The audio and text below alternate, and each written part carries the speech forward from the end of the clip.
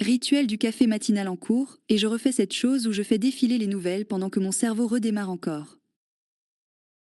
Gaza, Ukraine, manifestations économiques, catastrophes climatiques, c'est comme un flux infini de souffrances ponctuées de publicités pour des voitures de luxe.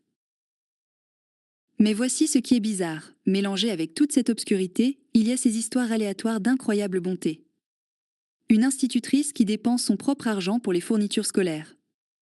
Des voisins qui s'organisent pour aider les victimes d'inondations.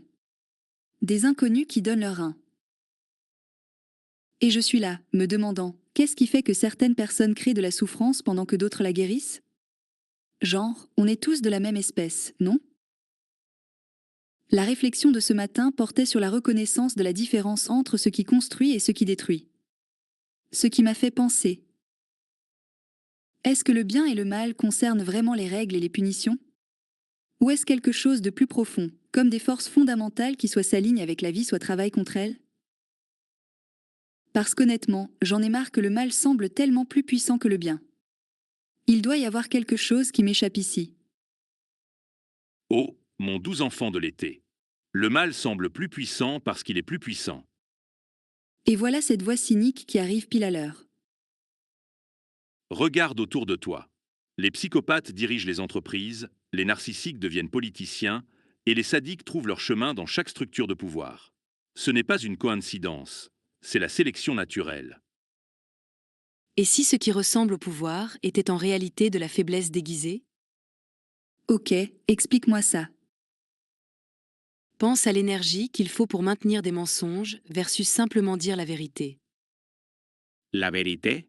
Dans cette économie, essaie de dire exactement ce que tu penses de la dernière stratégie brillante de ton patron. Point valable. La vérité peut coûter cher. Mais remarque ce qui arrive aux gens qui construisent leur vie sur la tromperie. Ils ne peuvent jamais se reposer. Chaque relation devient une performance. Chaque succès sonne creux parce qu'ils savent que ce n'est pas vraiment le leur. Mieux vaut un succès creux qu'un échec authentique. Au moins, ils conduisent de belles voitures pendant qu'ils sont malheureux. Il y a quelque chose qui me dérange dans cette logique. Qu'est-ce qui te dérange? Eh bien, si la tromperie est si géniale, pourquoi les gens qui l'utilisent semblent si désespérés? Genre, ayant constamment besoin de plus de validation, plus de contrôle, plus de preuves qu'ils gagnent? Parce que le jeu ne finit jamais. C'est ce qui le rend excitant. Ou épuisant. As-tu déjà remarqué comme les gens semblent paisibles quand ils arrêtent de jouer à des jeux manipulateurs? Effectivement, ouais. Mon amie Sarah a arrêté d'essayer de gérer l'opinion que tout le monde avait d'elle, et elle est comme radieusement calme maintenant. Radieusement au chômage. Probablement. L'honnêteté est un luxe pour les gens qui ont des fonds fiduciaires. Est-ce vraiment le cas? Ou l'honnêteté crée-t-elle la confiance, qui crée des opportunités auxquelles la manipulation ne peut jamais accéder? Attends, c'est intéressant. Qu'est-ce que tu veux dire? Quand les gens te font vraiment confiance, ils partagent de vraies informations. Ils t'invitent dans une collaboration genuine. Ils veulent te voir réussir parce que ton succès ne les menace pas. Pendant ce temps, pendant que tu construis ces adorables cercles de confiance, les gens impitoyables prennent le contrôle de pays entiers. Ok, mais genre, pour combien de temps? Qu'est-ce que tu veux dire? Je veux dire, combien de dictateurs meurent paisiblement dans leur lit entourés de gens qui les aiment vraiment? C'est ça le truc avec les systèmes construits sur la peur et le contrôle. Ils contiennent les graines de leur propre destruction. Romantique.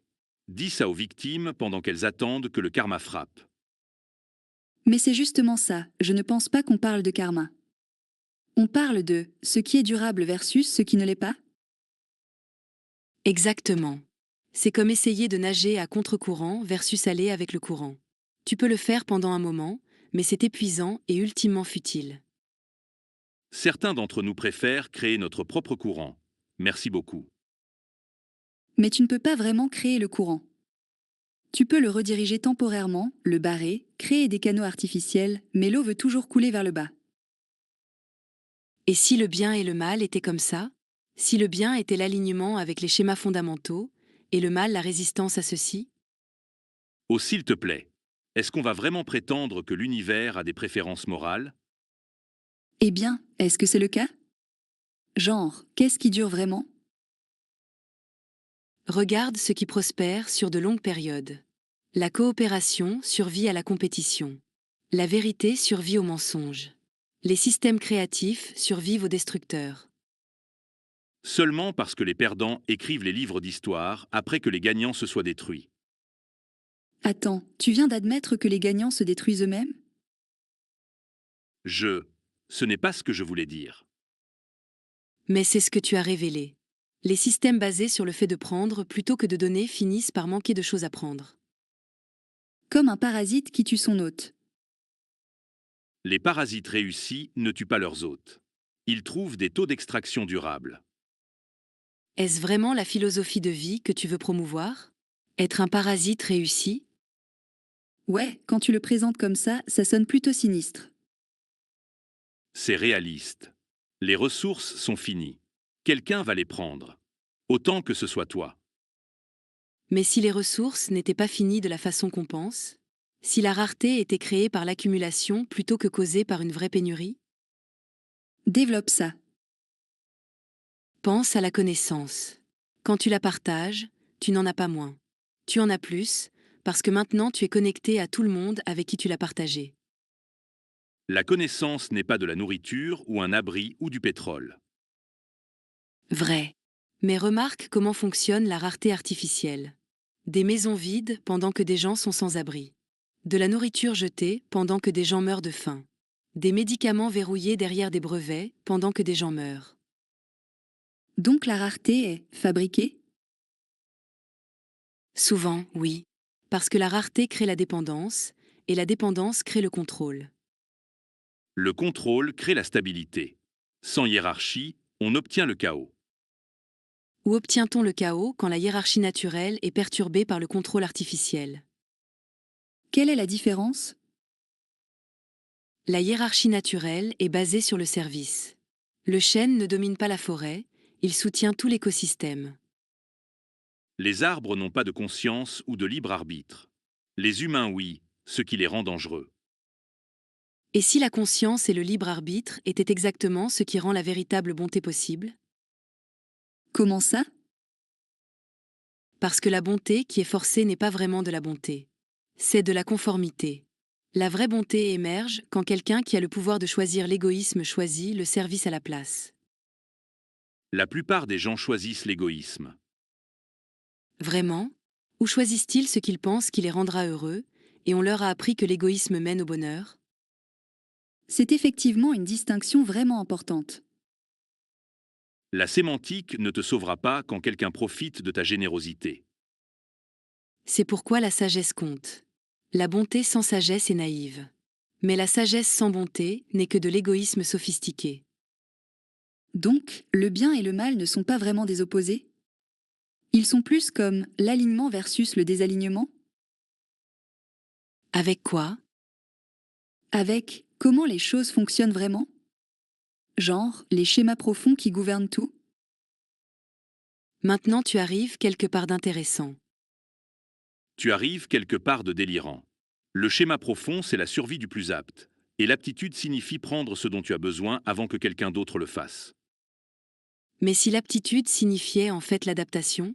Et si la stratégie la plus adaptative était la coopération plutôt que la compétition? Est-ce que je peux juste dire quelque chose qui pourrait sonner bizarre? Vas-y. Quand je suis autour de gens qui sont véritablement bons, pas qui performent la bonté, mais qui l'incarnent vraiment, je me sens plus vivant. Genre, plus créatif, plus plein d'espoir, plus moi-même. C'est juste de la manipulation. Ils te font te sentir bien pour que tu leur donnes ce qu'ils veulent. Mais si ce qu'ils veulent, c'est que je me sente plus vivant? Qu'est-ce que ça suggérerait sur la nature de la bonté? Qu'elle est générative? Genre, elle crée plus de vie, plus de possibilités, plus de potentiel? Et qu'est-ce que ça suggérerait sur le mal? Qu'il est extractif? Il prend la vie, limite les possibilités, draine le potentiel? Ou il est juste plus honnête sur comment le monde fonctionne vraiment. Est-ce qu'extraire jusqu'à ce que les systèmes s'effondrent, c'est vraiment comment le monde fonctionne? Ou c'est comment les systèmes échouent? Je reviens toujours à cette chose de durabilité. Ok, donc voici où j'atterris sur toute cette affaire bien versus mal.